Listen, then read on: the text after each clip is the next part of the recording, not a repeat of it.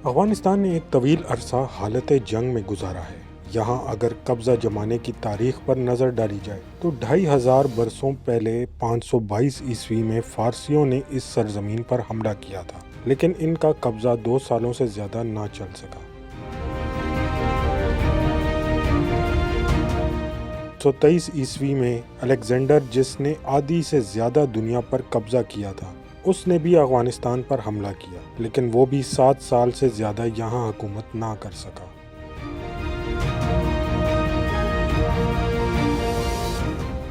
منگول سلطنت، سکھ سلطنت اور مغل سلطنت نے بھی مختلف ادوار میں اس پر حملہ کیا، لیکن صرف منگول یہاں 2 سال تک رہے، جبکہ مغل اور سکھ سلطنت 1 سال کے اندر یہاں سے نکل گئے۔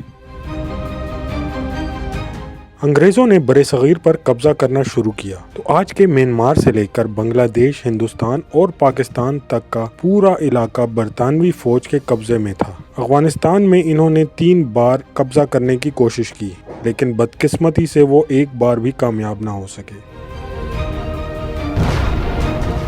1979 میں سوویت یونین یعنی آج کل کے روس نے بھی افغانستان پر قبضہ کرنے کی کوشش کی۔ 9 سال تک افغانستان میں جنگ لڑنے کے بعد روس کو بھی یہاں سے اپنی فوجیں واپس نکالنا پڑیں۔ اس دوران سوویت یونین اور امریکا کے درمیان خانہ جنگی جاری تھی، اور افغانستان کی طرف سے ہار ملنے پر پوری دنیا کے سامنے سوویت یونین کا انتہائی منفی تاثر پہنچ رہا تھا۔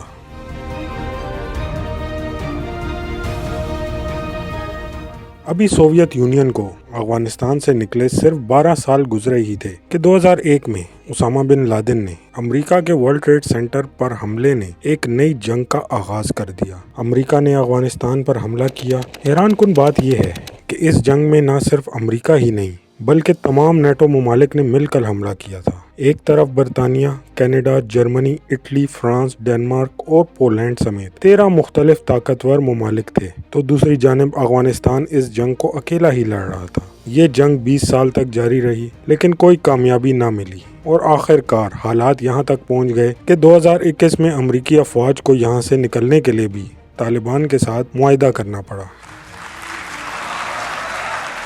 اس 20 سالہ جنگ میں امریکی افواج نے افغانستان کے صرف 15% حصے پر کنٹرول کیا۔ افغانستان کا کل رقبہ فرانس سے تھوڑا بڑا، جبکہ اس کی آبادی یونائٹڈ اسٹیٹس کی ریاست کیلیفورنیا سے بھی کم ہے۔ کیلیفورنیا سے بھی چھوٹا ملک اپنے سے 10 گنا بڑے اور طاقتور ممالک سے کس طرح مقابلہ کرتا رہا ہے؟ اس کے کئی جوابات ہیں، لیکن سب سے بڑا جواب افغانستان کے جغرافیے میں پوشیدہ ہے۔ افغانستان مختلف قبائل میں بٹا ہوا ہے، جن میں ازبک، تاجک اور پشتون شامل ہیں۔ اس کی پوری سرحد افغانستان نے خود نہیں بلکہ بیرونی ملک نے 120 سال پہلے بنائی تھی۔ اس بارڈر کی یہاں بسنے والے قبائل کے نزدیک کوئی حیثیت نہیں تھی۔ اس کے مغربی بارڈر کی بات کی جائے تو یہاں پشتون کئی سالوں سے رہتے آئے ہیں، لیکن حقیقت یہ ہے کہ افغانستان میں رہنے والے پشتون سے زیادہ سرحد کے اس پار پاکستان میں مقیم ہیں۔ سرحد بننے سے پہلے بھی پشتون افغانستان اور مغربی پاکستان میں بسیرا تھے۔ ان پشتونوں کے آدھے خاندان افغانستان میں اور باقی آدھے پاکستان میں آباد تھے۔ اس لیے جب برطانوی سلطنت نے یہاں سرحد کی لکیر کھینچی تو ان پشتونوں کے سامنے اس بارڈر کی کوئی خاص اہمیت نہیں تھی، کیونکہ یہ سرحد تقریباً ایک خیالی لکیر کی مانند تھا۔ کیونکہ اس بارڈر کا زیادہ تر حصہ بہت اونچی پہاڑیوں سے گزرتا ہے، اسی وجہ سے اس بارڈر کو کنٹرول کرنا افغانستان اور پاکستان دونوں کے لیے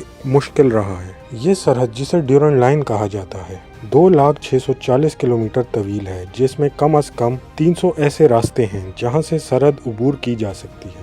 یہ شاندار پہاڑ افغانستان کے 75% رقبے پر محیط ہیں، جبکہ اگر پورے ملک کی بات کریں تو 50% سے زیادہ رقبہ 2000 میٹر کی بلندی پر ہے۔ یہ پہاڑیاں افغانستان کو قدرتی دیوار فراہم کرتی ہیں، جو کہ غیر ملکی طاقتوں کے لیے تو انجان ہیں، لیکن یہاں کے مقامی لوگ ان پہاڑوں سے بخوبی واقف ہیں۔ جب سوویت یونین نے افغانستان پر حملہ کیا تو جنگجو ان پہاڑوں میں چھپے ہوئے تھے، اور وہاں سے گزرنے والے روسیوں کے ٹینکس اور ٹروپس پر حملہ کر کے پہاڑوں میں چھپ جاتے تھے، جہاں ان کو تلاش کرنا ناممکن ہوتا تھا۔ نیٹو فورسز نے افغانستان میں دہشت گردوں کے خاتمے کے لیے افغان حکومت کی مدد بھی لی، اور وہاں کے بہت سے مقامی لوگوں کو بھی اس جنگ کا حصہ دار بنایا۔ یقیناً انہیں کامیابی بھی ملی، لیکن اگر پوری 20 سالہ جنگ کا خلاصہ کیا جائے، ایک اندازے کے مطابق امریکہ افغانستان کا صرف 15% حصے کو ہی کنٹرول کر سکا۔ امریکہ نے افغانستان کے فوجی آپریشن میں کل $2.3 ٹریلین خرچ ہوئے، یعنی امریکہ نے صرف ایک دن میں اپنی افواج پر $300 ملین خرچ کرتا تھا۔ اتنی خطیر رقم خرچ کرنے کے بعد بھی جب طالبان کا 85% علاقے پر اپنا قبضہ جمائے رکھا، تب امریکہ نے یہاں سے پاؤں نکالنے میں ہی اپنی بہتری سمجھی۔ لیکن سوال یہ ہے کہ ہر کوئی صرف ایک جگہ کو ہی کنٹرول کرنا کیوں چاہتا ہے؟ اس کا جواب افغانستان کے جغرافیائی میلے وقوع میں ملتا ہے۔